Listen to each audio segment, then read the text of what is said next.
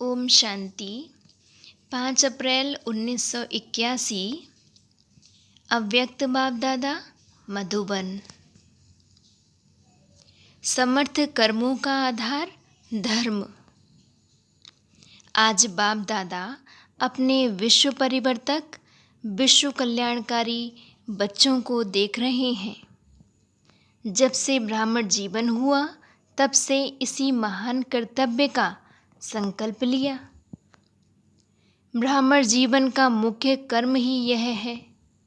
मानव जीवन में हर एक आत्मा की विशेष 2 धारणाएं हैं, एक धर्म, दूसरा कर्म। धर्म में स्थित होना है और कर्म करना है। धर्म के बिना जीवन के कर्म में सफलता मिल नहीं सकती। धर्म अर्थात विशेष धारणा, मैं क्या हूँ। इसी धारणा अर्थात धर्म के आधार से मुझे क्या करना है, वह बुद्धि में स्पष्ट होता है। चाहे यथार्थ धर्म अर्थात धारणा हो, चाहे अयथार्थ हो। असमर्थ कर्म भी अयथार्थ धारणा है। अर्थात मैं मानव हूँ, मेरा धर्म ही मानव धर्म है, जिसको देह अभिमान कहते हो। इसी धर्म के आधार पर कर्म भी उल्टे हुए। ऐसे ब्राह्मण जीवन में भी यथार्थ यह धारणा है कि मैं श्रेष्ठ आत्मा हूँ। मैं आत्मा शांत, सुख, आनंद स्वरूप हूँ। इसी आधार पर कर्म बदल गया। अगर कर्म में श्रेष्ठ के बजाय साधारण कर्म हो जाता है, उसका भी आधार इसी धर्म अर्थात धारणा की कमी हो जाती कि मैं श्रेष्ठ आत्मा हूँ, श्रेष्ठ गुणों का स्वरूप हूँ। तो फाउंडेशन क्या हुआ? इसी कारण धर्मात्मा शब्द कहा जाता है। आप सब धर्मात्मा हो ना? धर्मात्माओं द्वारा स्वतः ही व्यर्थ व साधारण कर्म समाप्त हो जाते हैं। पहले यह चेक करो कि सदा धर्म में स्थित रहता हूँ, तो कर्म स्वतः ही समर्थ चलता रहेगा। यही पहला पाठ है। मैं कौन? इसी मैं कौन के क्वेश्चन में सारा ज्ञान आ जाता है। मैं कौन? इसी प्रश्न के उत्तर निकालो तो कितनी लिस्ट बन जाएगी।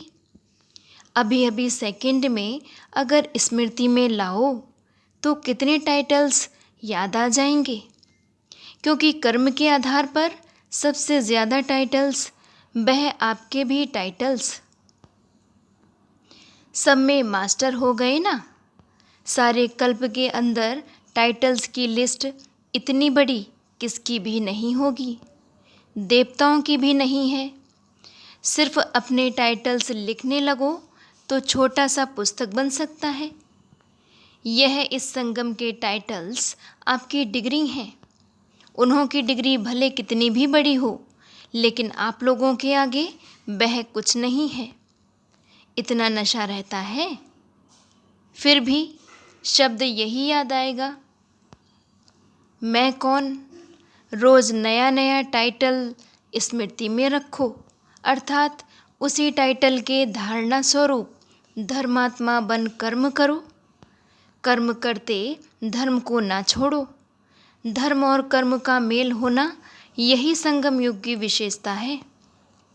जैसे आत्मा और परमात्मा के टूटे हुए संबंध को बाप ने जोड़ लिया, ऐसे धर्म और कर्म के संबंध को भी जोड़ लो, तब धर्मात्मा प्रत्यक्ष होंगे। आज बाप दादा सर्व बच्चों का यही खेल देख रहे थे कि कौन धर्म और कर्म का मेल कर चलते हैं। एक को पकड़ लेते हैं, एक को छोड़ देते हैं। जैसे कर्मयोग तो कर्म और योग का मेल है। अगर दोनों में से एक को छोड़ दें तो ऐसे ही होगा जैसे झूला झूलने में दोनों रस्सी ज़रूरी होती हैं। अगर एक रस्सी टूट जाए व नीचे ऊपर हो जाए, व छोटी बड़ी हो, समान ना हो, तो क्या हाल होगा। ऐसे ही धर्म और कर्म दोनों के मेल से सर्व प्राप्तियों के झूले में झूलते रहेंगे। नीचे ऊपर हो जाने से प्राप्ति के झूले से अप्राप्त स्वरूप का अनुभव कर लेते हो। चलते चलते चेक करना नहीं आता, इसलिए झूलने के बजाय चिल्लाने लग जाते हो कि क्या करें, कैसे करें। जैसे अज्ञानियों को कहते हो मैं कौन हूँ, यह पहली नहीं जानते हो, ऐसे अपने से पूछो मैं कौन हूँ। यह अच्छी तरह से जाना। इसमें भी 3 स्टेजेस हैं। एक है जानना, दूसरा है स्वयं को मानना, तीसरा है मानकर चलना, अर्थात वह स्वरूप बनना। तो किस स्टेज तक पहुँचे हो। जानने में तो सब पास हो ना, मानने में भी सब पास हो, और तीसरा नंबर है मानकर चलना, अर्थात स्वरूप बनना। इसमें क्या समझते हो। जब स्वरूप बन गए तो स्वरूप कब भूल नहीं सकता। जैसे देह का स्वरूप कब भूल सकते हो क्या। भल करके देह समझना उल्टा है, लेकिन स्वरूप तक आ गया तो भुलाते भी नहीं भूलते हो ना। ऐसे ही हर टाइटल सामने रख करके देखो स्वरूप में लाया है। जैसे रोज बाप दादा स्वदर्शन चक्रधारी का टाइटल स्मृति में दिलाते हैं, ऐसे चेक करो स्वदर्शन चक्रधारी यह संगम का स्वरूप है। तो जानने तक लाया है, व मानने तक, व स्वरूप तक। सदा स्वदर्शन चलता है, व प्रदर्शन स्वदर्शन को भुला देता है।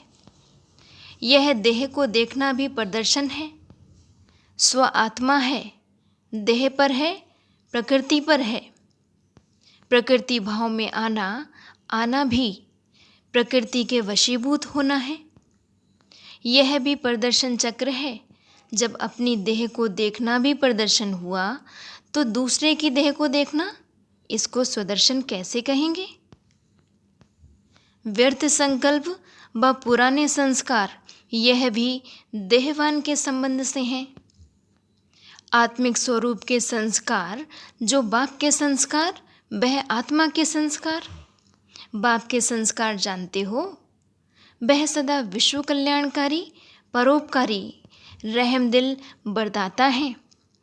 ऐसे संस्कार नेचुरल स्वरूप में बने हैं। संस्कार बनना अर्थात संकल्प, बोल और कर्म स्वतः ही उसी प्रमाण सहज चलना। संस्कार ऐसी चीज है जो ऑटोमेटिक आत्मा को अपने प्रमाण चलाते रहते। संस्कार समझो ऑटोमेटिक चाबी है, जिसके आधार पर चलते रहते हो। जैसे खिलौने को नाचने की चाबी देते तो वह नाचता ही रहता। अगर किसको गिरने की देंगे तो गिरता ही रहेगा। ऐसे जीवन में संस्कार भी चाबी है। तो बाप के संस्कार निजी संस्कार बनाए हैं, जिसको दूसरे शब्दों में कहते हो मेरी यह नेचर है। बाप समान नेचर हो जाए, सदा बरदानी, सदा उपकारी, सदा रहमदिल, तो मेहनत करनी पड़ेगी। जब मैं कौन हूँ को स्वरूप में लाओ, इसी धर्म को कर्म में अपनाओ, तब कहेंगे स्वरूप तक लाया। नहीं तो जानने और मानने वाली लिस्ट में चले जाएंगे। सदा यह स्मृति में रखो मेरा धर्म ही यह है। इसी धर्म में सदा स्थित रहो। कुछ भी हो जाए, चाहे व्यक्ति, चाहे प्रकृति, चाहे परिस्थिति, लेकिन आप लोगों का स्लोगन है धरत परिये धर्म न छोड़िए। इसी स्लोगन को अथवा प्रतिज्ञा को सदा स्मृति में रखो। इस समय कल्प पहले वाले पुराने सो नए बच्चे आए हैं। पुराने ते पुराने भी हो और नए भी हो। नए बच्चे अर्थात सबसे छोटे, छोटे सबसे लाडले होते हैं। नए पत्ते सबको सुंदर लगते हैं ना। तो भल नए हैं, लेकिन अधिकार में नंबर 1। ऐसे सदा पुरुषार्थ करते चलो।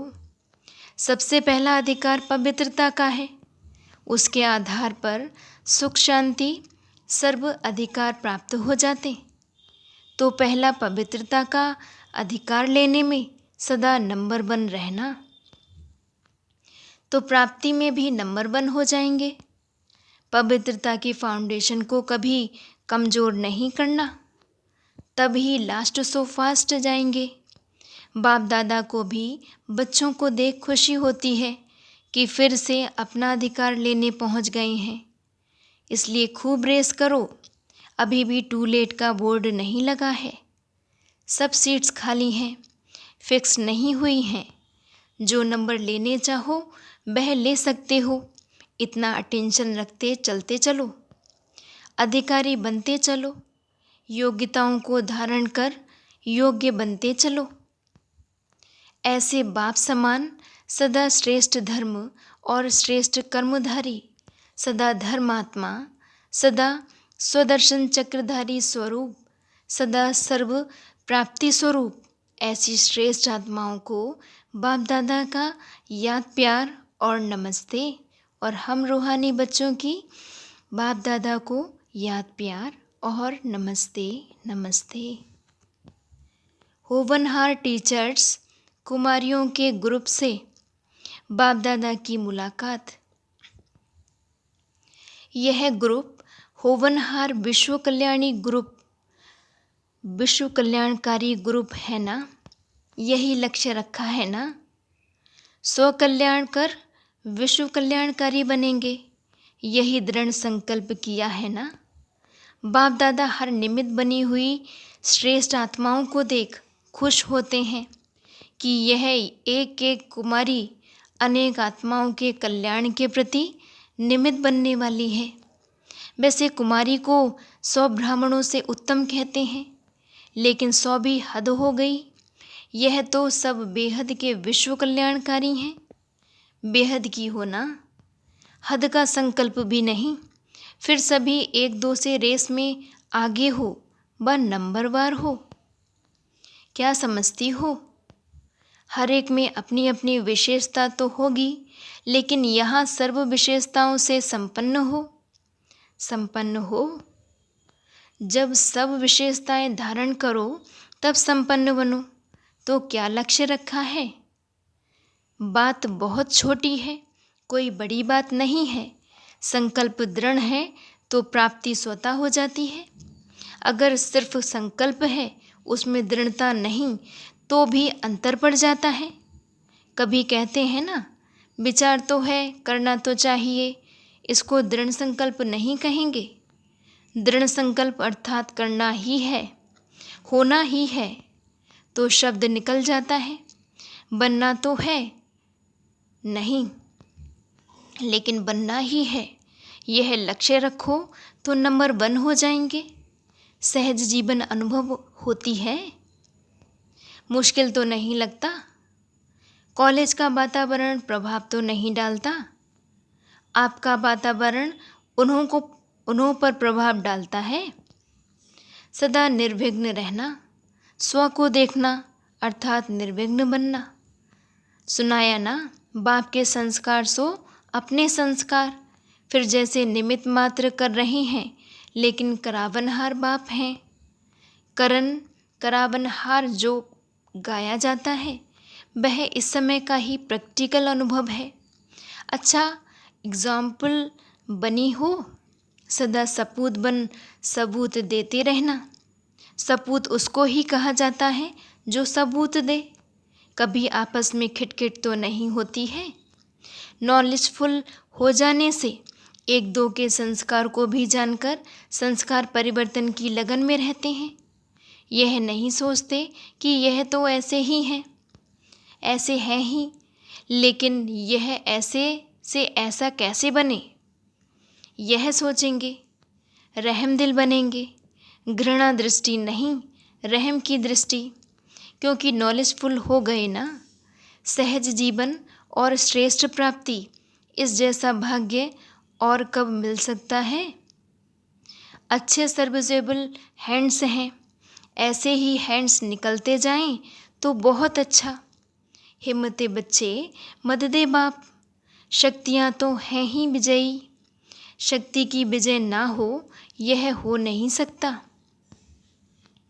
सर्व ब्राह्मण बच्चों प्रति इस वर्ष के लिए अव्यक्त बाप दादा का विशेष इशारा। इस वर्ष हर एक बच्चे को यह विशेष अटेंशन देना है कि हमें तीनों ही सर्टिफिकेट मनपसंद, लोक पसंद और बाप पसंद लेने हैं।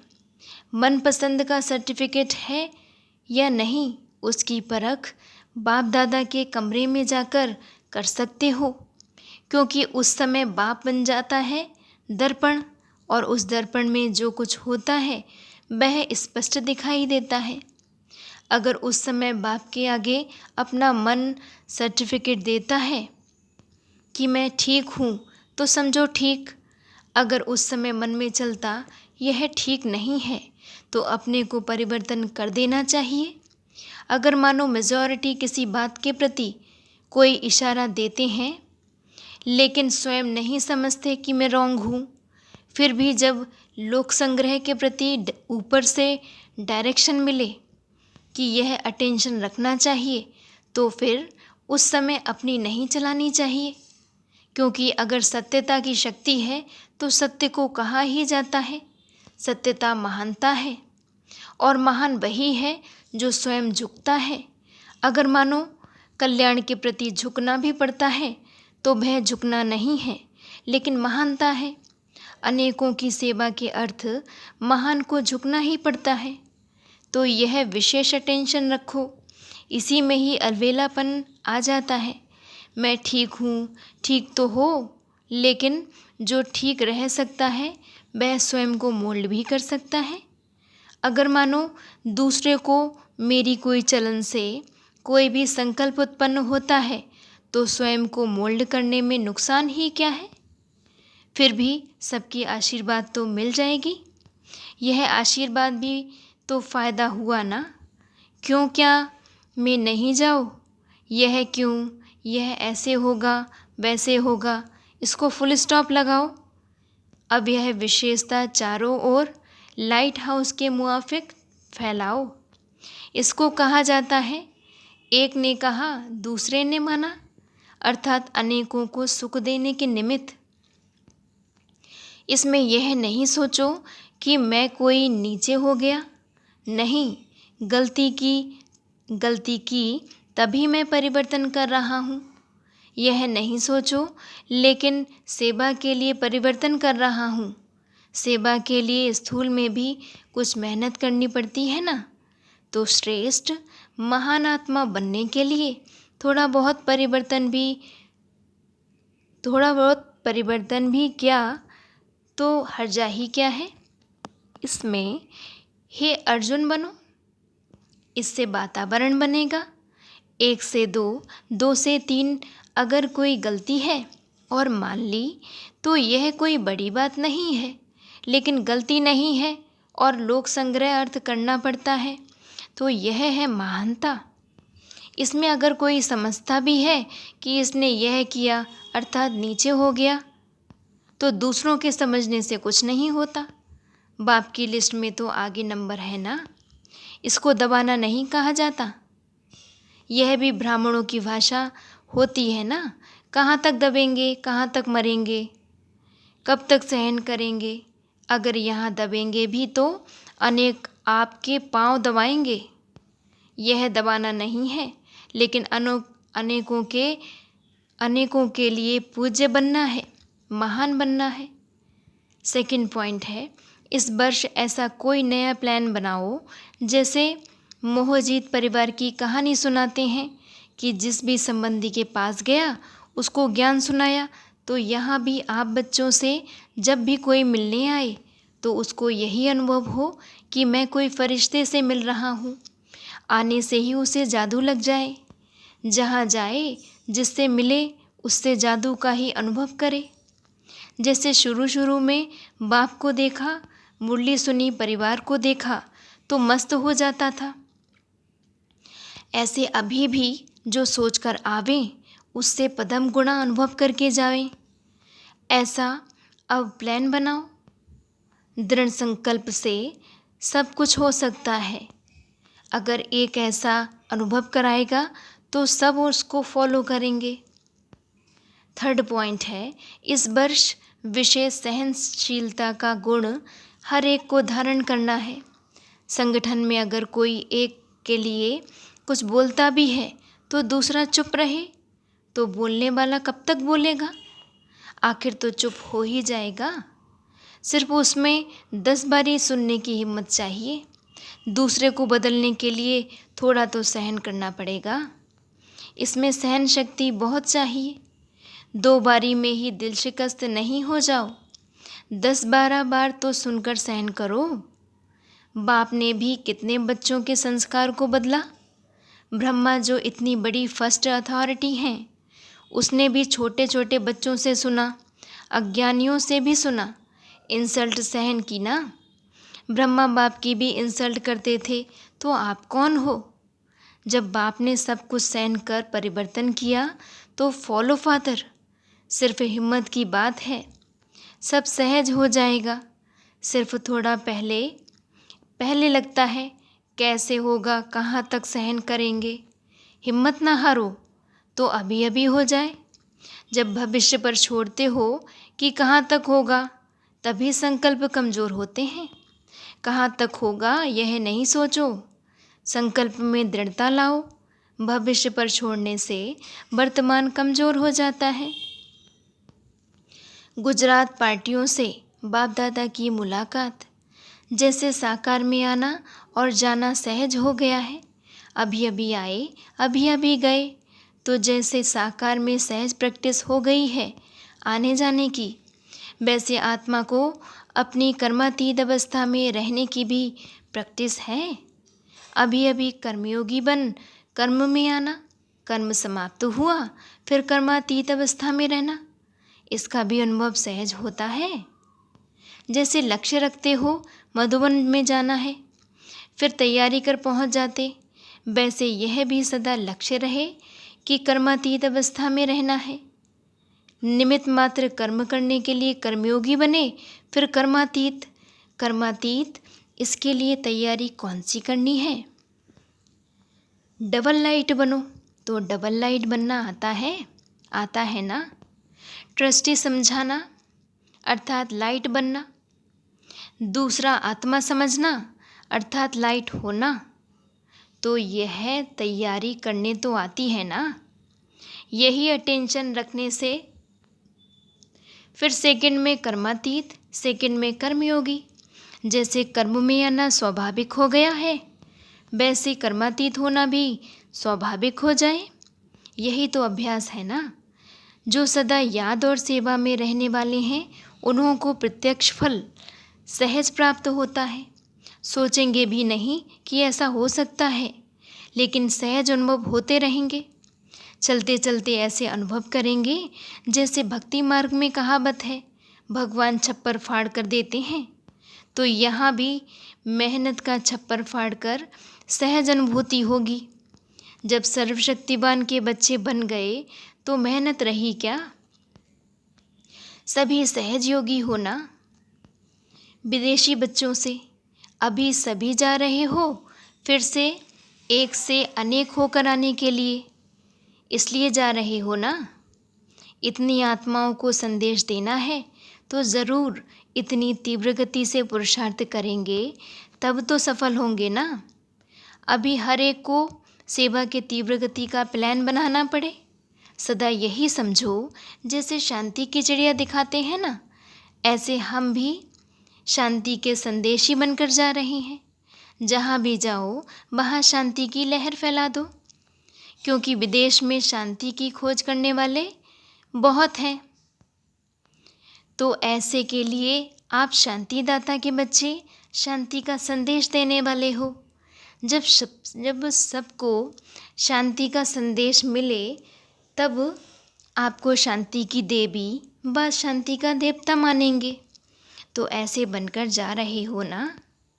चारों ओर जब इतने शांति की देवी और देवताएं फैल जाएंगे तो क्या हो जाएगा? शांतिदाता बाप की प्रत्यक्षता का झंडा लहराया जाएगा। जर्मनी वाले भी कोई नया झंडा लहराएंगे जो सबकी नज़र जर्मनी की तरफ जाएगी। मुरली का सार है। फर्स्ट पॉइंट, धर्म अर्थात विशेष धारणा। धर्म में स्थित होना है और कर्म करना है। धर्म के बिना कर्म में सफलता मिल नहीं सकती। सेकंड पॉइंट है, धर्म और कर्म के संबंध को जोड़ लो तब धर्मात्मा प्रत्यक्ष होंगे। धर्म और कर्म दोनों के मेल से सर्व प्राप्तियों के झूले में झूलते रहेंगे।